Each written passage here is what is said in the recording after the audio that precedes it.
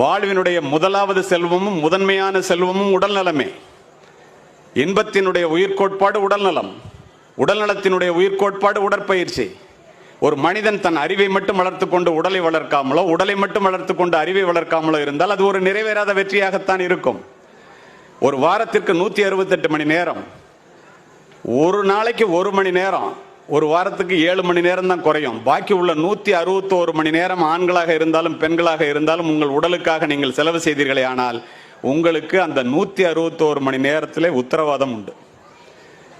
இல்லை நான் ரொம்ப பிஸியாக இருக்கேன், பணத்தை தேடி ஓடிக்கொண்டிருக்கின்றேன், இல்லை வேற வேலையில் இருக்கேன், எனக்கு என் உடம்பை பார்த்துக்கிறதுக்கு எக்ஸசைஸ் பண்ணுறதுக்கெல்லாம் நேரம் இல்லை அப்படின்னு நீங்கள் நினச்சிங்கன்னா, நான் கோயம்புத்தூர்லேருந்து அவசரமாக சென்னைக்கு போகிறேன், பெட்ரோல் போடுறதுக்கு நேரம் இல்லை அப்படின்னு போனால் உங்களுடைய பயணம் எப்படி தடைப்பட்டு போய்விடுமோ அதுபோல் வாழ்க்கை பயணமும் பாதியிலேயே தடைப்பட்டு போய்விடும்.